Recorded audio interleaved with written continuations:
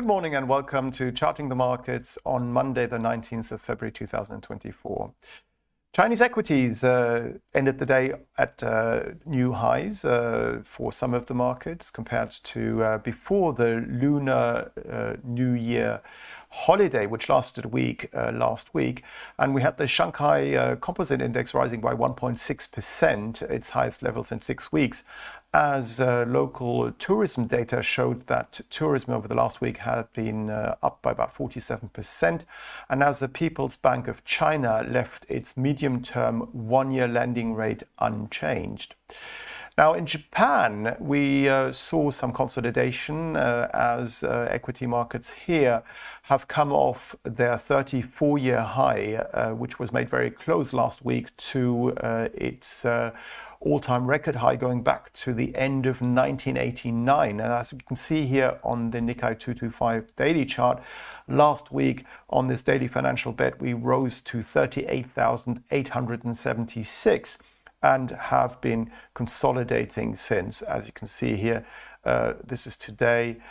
We have the Sunday session on this daily financial bet, so not much going on here, but basically low volatility trading taking place today as the US market is shut for President's Day, and as little trading volume is likely to continue to be seen over the rest of the session. So not much going on here. We're just consolidating below this 34-year high made last week.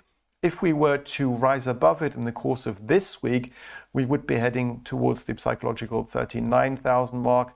And then above there, I have to go back to a quarter chart. As you can see here, that each of these candles represents a quarter, so 3 months of data.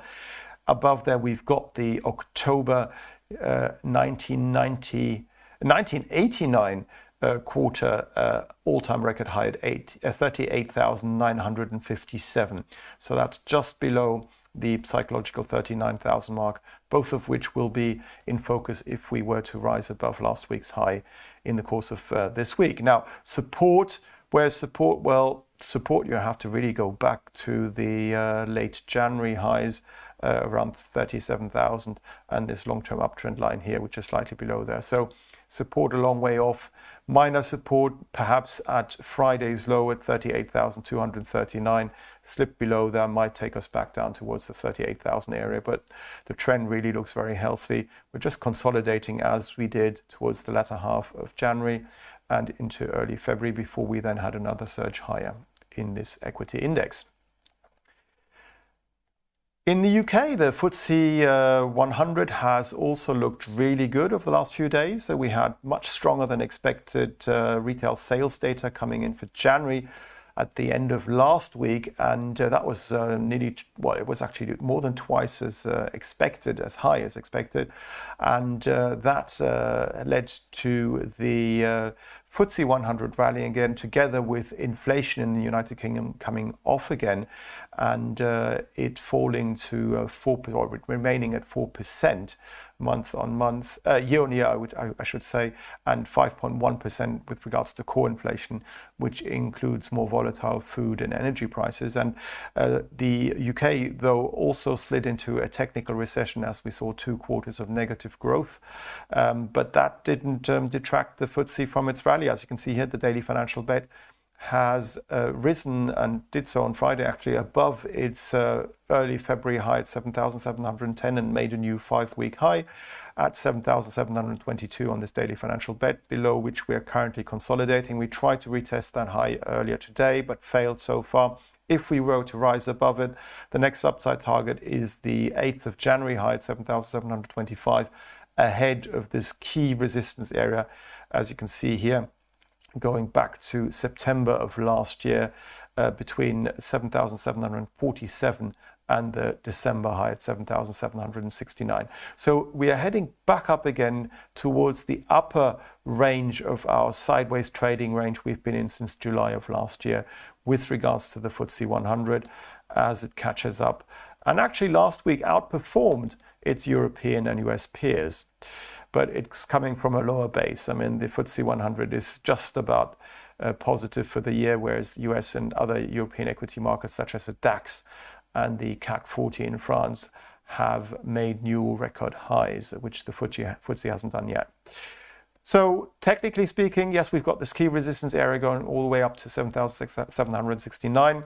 Support, well, there isn't really much. There is some support below today's intraday low at 7,689, coming in at the 31st of January high at 7,690. So that's where we held earlier this morning. And below there really isn't really much I can see here on this chart. Obviously, there is support at the last reaction low. That's to say the low on the daily candlestick, which is lower than the one to its left and to its right. But that goes back to mid-February, and that was made at 7,464 and is a long, long way away from where we're trading at the moment. So the next support area, I should think, would be the orange line here, the 55-day simply moving average at 7,618, and also these lows here going back to late January and early February around the 7,600 mark.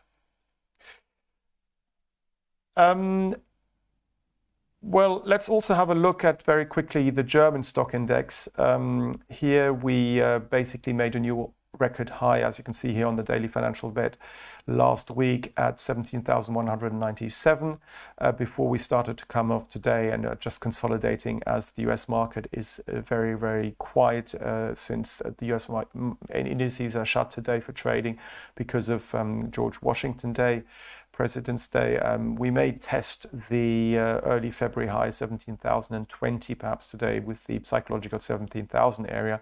But as long as we stay above last Tuesday's low, the mid-February low at 16,783, which incidentally was made where the early February low was made as well, the medium-term uptrend remains bullish for this index as well.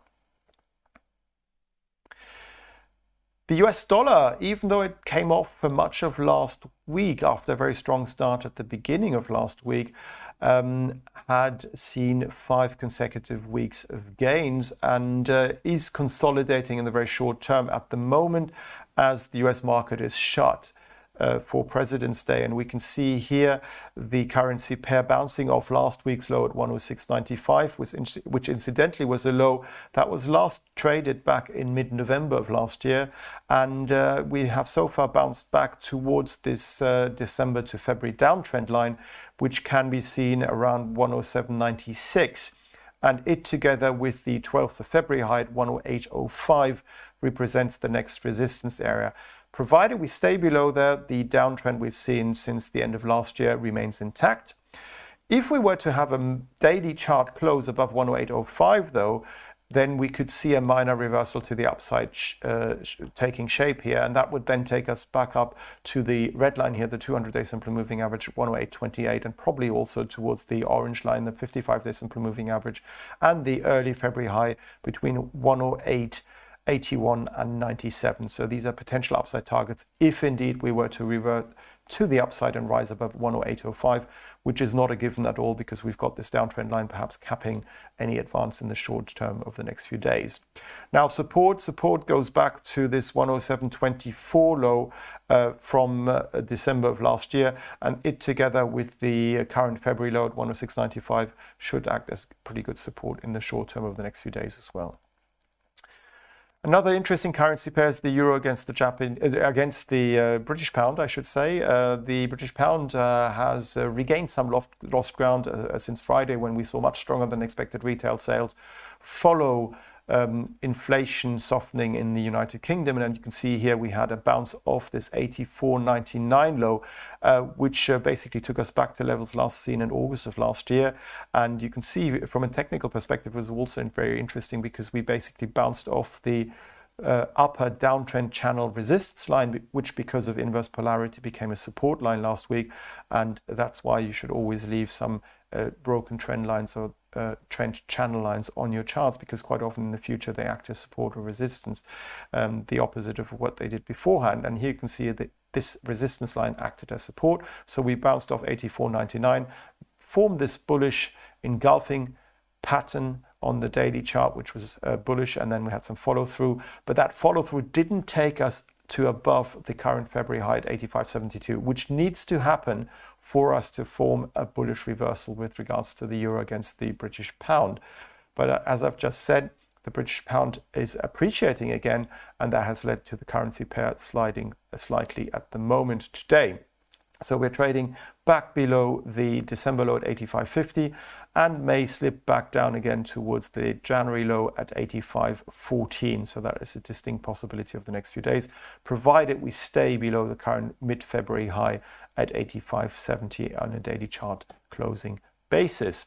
And we can see this strength in the British pound also against the US dollar. As I said, the US markets are shut today for President's Day, so really little volume going through at the moment in all kinds of markets, not just FX market, but also equity markets. And you can see here that earlier today, the British pound tried to appreciate against the US dollar and rose to 126.29. But you can see here we have a very small candle forming, not much going on, very little volatility.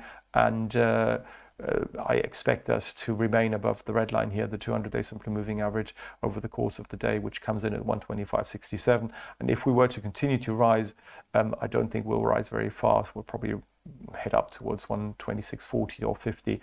But from a technical perspective here, as long as we stay below last week's high at 126.92, that last reaction high, which is higher than the one to the left and to the right on the daily candlestick chart, the recent downtrend we've seen since the December highs remains in play. But so far we seem to be holding at the lower end of the sideways trading range we've been in since December of last year. So even if we were to slide, as I said, this red line, the 200-day simple moving average, is likely to act as support. The oil price was quite interesting of late, and we saw it rising quite dramatically over the last week or so. And you can see here the price of Brent crude oil rising to around 83.24 last week on this front month futures contract. And since then, we have basically just traded sideways. As you can see here, we are just range trading around this red line, the 200-day simple moving average at 81.70. And today, though, we are seeing the oil price come off slightly, even though the US dollar is also depreciating slightly as the US is shut for President's Day. So really not much going on, little volatility. And for the next few days, what we need to see is a rise above not just yesterday's, or I should say Friday's high at 83.16, but also last week's high at 83.24. Because if that were to happen, we would be heading back up again towards this key resistance area, going back to the mid-November to late November highs, and also the January highs between 83.79 and 84.58. So that's the key resistance area which needs to be taken out for us to form a long-term bullish reversal, which could then take us back up towards the $90 mark for the oil price. But unless that happens, we just remain within this November to February sideways trading range. And we have, as I say, minor support at the red line, the 200-day simple moving average, 81.70 in the short term, and also at Thursday's low at 80.40, above the psychological 80 mark, but really not much happening here either. And the same is really the case for the gold price. You can see here that spot gold has appreciated over the last few days as the US dollar towards the end of last week depreciated, and that made purchases in dollars of gold cheaper and led to the gold price rising. It currently is trading around $2,019 per troy ounce and is gradually advancing towards this orange line here, the 55-day simple moving average at $2,032, which may represent short-term resistance. For us to continue to advance, we need to also take out the last reaction high here, seen on the 7th of February at $2,044 per troy ounce, in which case we could then retest the January, the mid-January and the February highs between $2,062 and $65 per troy ounce. So that is a possibility for the weeks ahead. Support, really good support, comes in between the $2,015 5th of February low and all of these highs going back to October of last year between $2,009 and $2,007, and the low going back to mid-January at $2,002. So basically the $2,015 to $2,002 area should act as good support for the gold price going forward. And from a technical perspective, provided we stay above last week's low at $1,985 per troy ounce, we should be retaining this short-term bullish momentum over the next few days. Now, I'd like to finish up on cocoa futures prices. And here you can see New York cocoa futures last week rising to a near record high, to levels last traded in 1977. And here you can see the front month's daily financial bet of the futures contract rising to 5,809.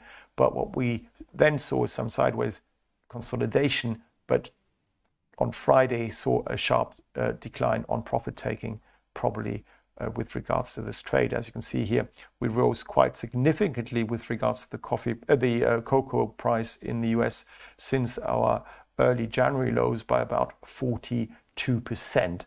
So it is quite normal for us to short-term consolidate.